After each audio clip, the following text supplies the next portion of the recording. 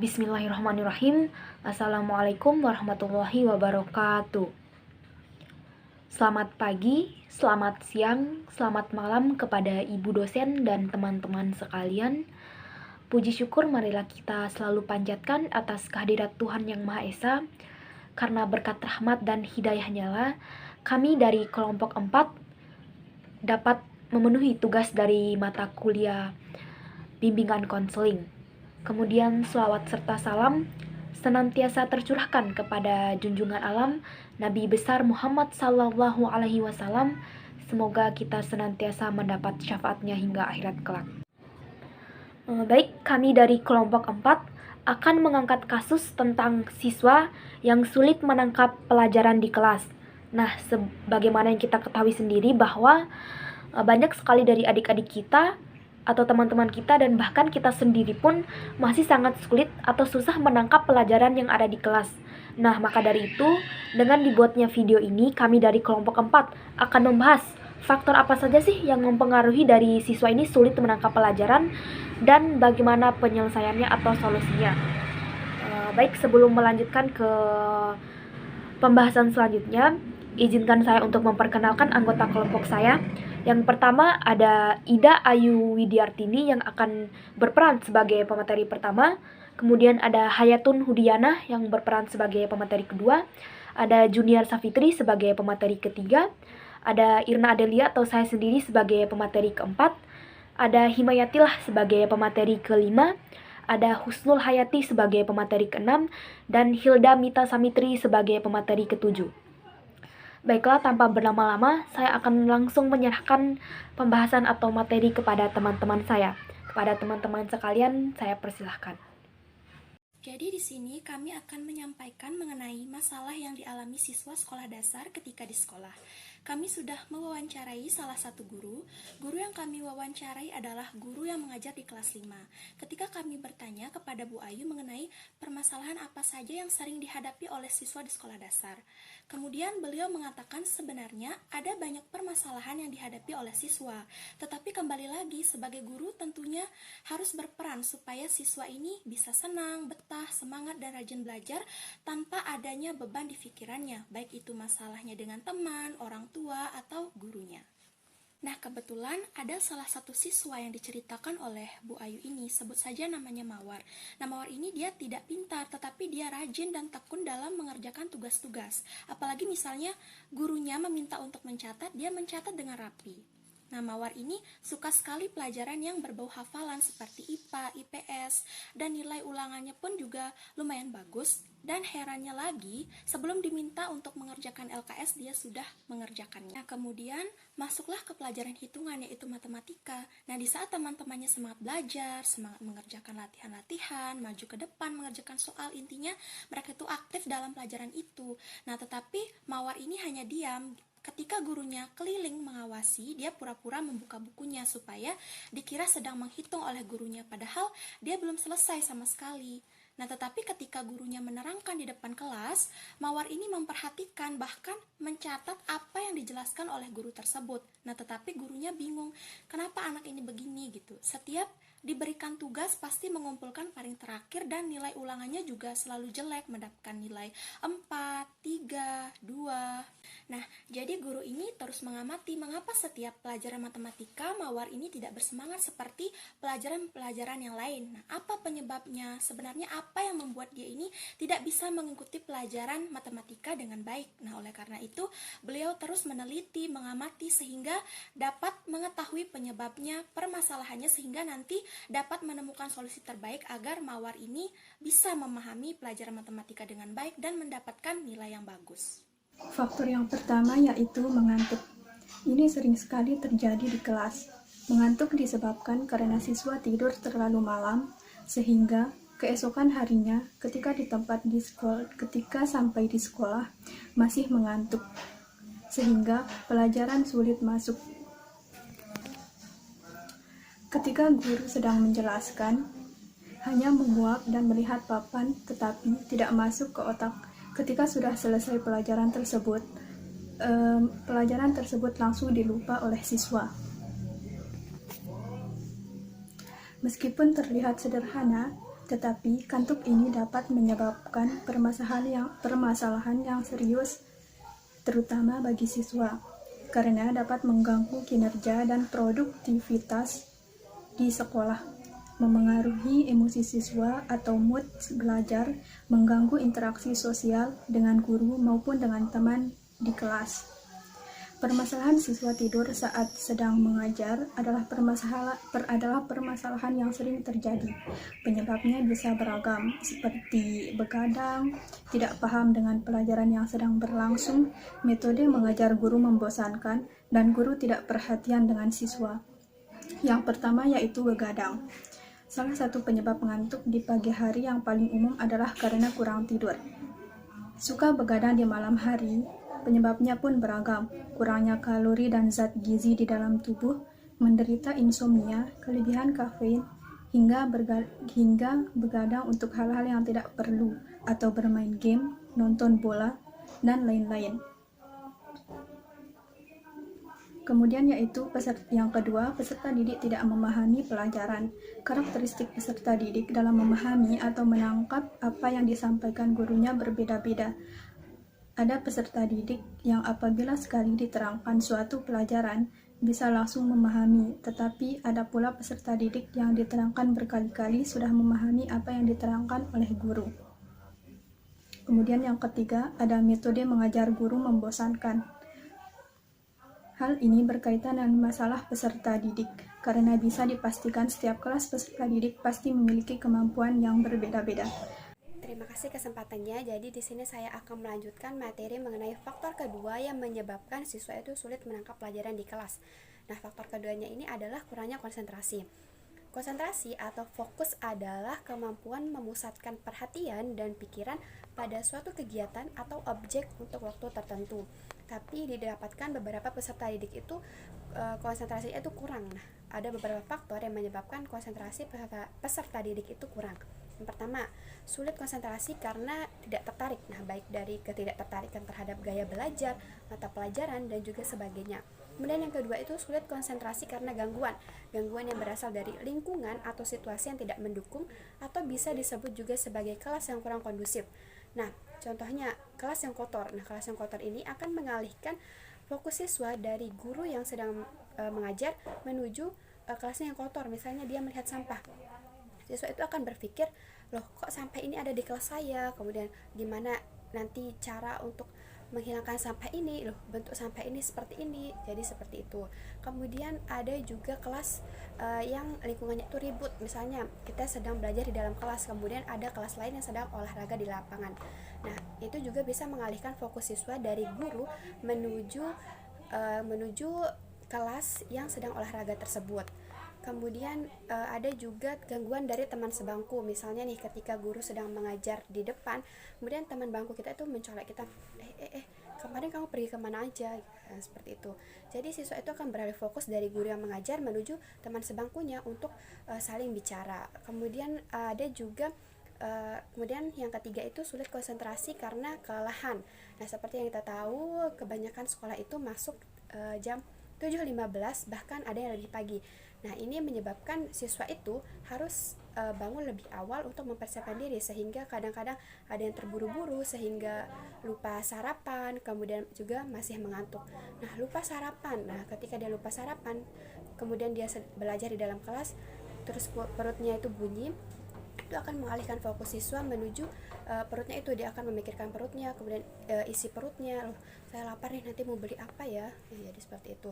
Kemudian yang masih mengantuk, nah masih mengantuk ini sudah dijelaskan oleh pemateri pertama. Kemudian juga kelelahan juga bisa jadi karena mungkin semalamnya itu dia itu bermain game, kebanyakan main game sampai lupa waktu, kemudian atau kebanyakan mengerjakan tugas sampai lupa waktu dan juga sebagainya.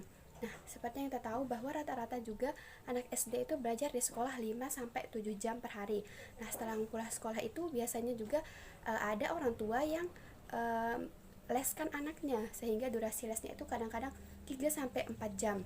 Nah, sehingga total dalam sehari anak diforsir belajar itu selama 8 sampai 10 jam. Nah, jadi kita bisa bayangkan betapa lelah fisik dan mental anak. Sehingga dalam kondisi kelelahan ini anak sulit untuk berkonsentrasi. Belum juga ditambah dengan tugas dari sekolah, tugas dari guru itu kan harus dikerjakan. Nah, jadi bisa jadi itu membuat anak kelelahan sehingga sulit untuk berkonsentrasi. Baik, terima kasih kepada pemateri sebelumnya atau pemateri ketiga. Di sini saya Irna Adelia sebagai pemateri keempat akan menjelaskan tentang faktor ketiga dari mengapa siswa ini sulit menangkap pelajaran yang ada di kelas. Di mana faktor ketiga ini yaitu siswa ini tidak suka salah satu mata pelajaran yang ada di sekolah. Jadi siswa ini tidak suka salah satu mata pelajaran yang mengandung unsur hitung-hitungannya. Nah, seperti yang kita ketahui sendiri bahwa salah satu mata pelajaran di SD yang mengandung hitung-hitungan adalah matematika. Nah, siswa ini tidak suka dengan entah cara gurunya menjelaskan atau guru ini menjelaskan tetapi tidak bertanya kembali kepada siswa ini apakah dia sudah mengerti atau belum.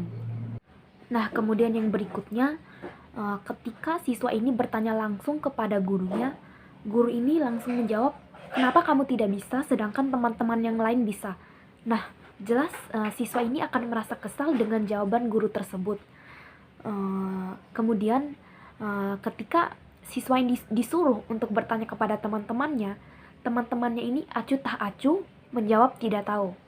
Itu yang membuat siswa ini semakin kesal. Kemudian juga ketika guru ini memberikan tugas yang tidak sesuai dengan contoh yang dia jelaskan sebelumnya. Jadi siswa ini akan semakin cemas dan takut seperti itu mengerjakan soal yang diberikan gurunya. Entah itu benar atau salah, siswa ini sangat cemas dan takut.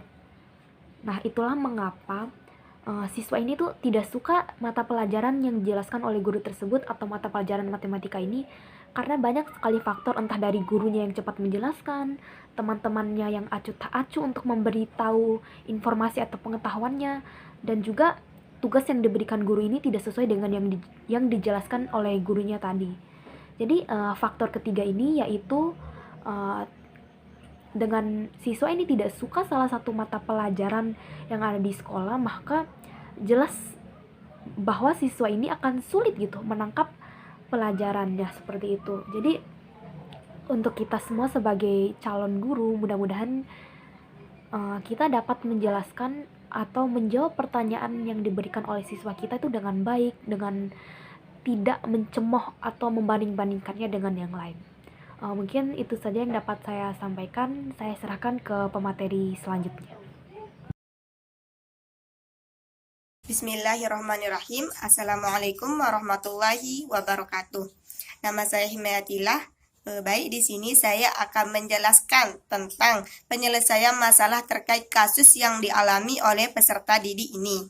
Nah, sebenarnya setiap peserta didik memiliki masalah yang berbeda-beda. Hal ini dikarenakan setiap peserta didik memiliki karakter yang berbeda-beda pula. Ada yang sensitif, terus ada yang baru ditegur oleh gurunya langsung nangis, dan sebagainya. Nah, kita sebagai calon guru perlu memahami karakter yang dimiliki oleh peserta didik kita. Nah, selain itu, kita juga perlu mengetahui penyebab atau faktor dari masalah yang ditimbulkan oleh peserta didik. Dengan mengetahui penyebab dari masalah tersebut, kita sebagai guru dapat menyelesaikan masalah tersebut dan supaya masalah tersebut tidak terulang kembali. Nah, bagaimana sih cara guru menyelesaikan masalah terkait peserta didik yang sulit menangkap pelajaran yang ada di dalam kelasnya?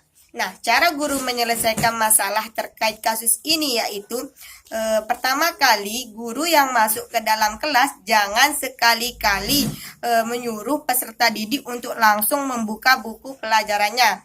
Hal ini akan menimbulkan perasaan peserta didik menjadi deg-degan. Cara yang perlu dilakukan guru ketika pertama kali masuk ke dalam kelas adalah menanyakan kabar dari peserta didik. seperti peserta didik pergi ke sekolah menggunakan apa, terus pergi ke sekolah bersama siapa, apakah sudah sarapan atau belum, dan sebagainya. Nah, setelah menanyakan kabar tersebut, pasti perasaan peserta didik akan merasa senang sekali.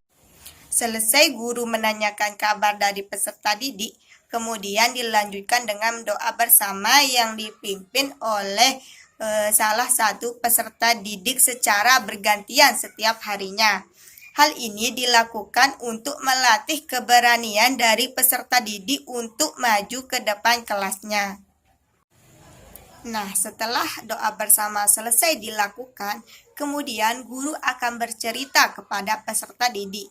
Namun, cerita yang akan disampaikan guru ini bukan seperti dongeng, melainkan cerita yang berkaitan tentang materi yang akan diajarkan oleh guru. Nah, dengan begitu, peserta didik akan merasa antusias dengan pelajaran yang akan diajarkan pada hari itu. Selain itu, setelah guru menyampaikan materi yang diajarkan, guru juga melakukan tanya jawab. Nah, sesi tanya jawab ini jika peserta didik yang dapat menjawab pertanyaan akan diberikan nilai tambahan. Nah, jika ada peserta didik yang tidak kebagian menjawab pertanyaan, guru akan memberikan semangat supaya tidak berkecil hati. Mungkin hanya itu yang dapat saya sampaikan. Terima kasih. Hal kedua yang bisa dilakukan adalah dengan memilih media pembelajaran yang tepat. Misalnya, ketika belajar tentang bangun ruang atau bangun datar, bisa menggunakan benda-benda yang ada di sekitar atau di dalam kelas. Misalnya seperti meja, bangku, buku, papan tulis, dan lain-lain. Jadi mereka langsung mengerti karena siswa SD apalagi di kelas rendah tidak bisa berpikir secara abstrak. Jadi mereka harus melihat benda-benda itu secara nyata. Hal kedua yang bisa dilakukan adalah dengan memilih media pembelajaran yang tepat.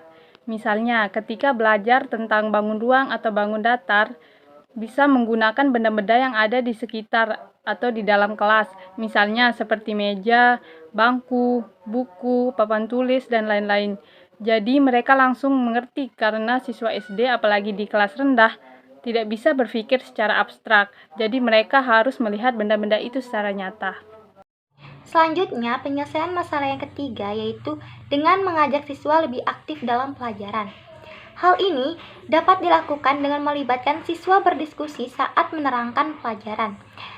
Caranya adalah dengan memberikan siswa kesempatan untuk menyampaikan apa saja yang mereka belum ketahui tentang pelajaran tersebut. Nah, metode ini memang membutuhkan kesabaran dari seorang guru. Sebagai contoh, ajakan siswa dengan mereka yang mau bertanya. Namun, perlu diingat, guru mesti menghindari sikap marah atas kesalahan yang diperbuat oleh seorang siswa. Karena sikap tersebut sangat mungkin akan menurunkan mental siswa atau membuat siswa tersebut tidak tertarik lagi dengan pelajaran yang disampaikan. Nah, metode ini merupakan salah satu yang ditanamkan oleh semua guru yang mengajar di Global Prestasi School. Nah, GPS atau yang disingkat GPS ini mendorong partisipasi siswa dalam semua kegiatan yang ada di kelas. Hal ini membuat siswa lebih aktif, bersemangat, dan lebih mudah menyerap semua pelajaran yang disampaikan.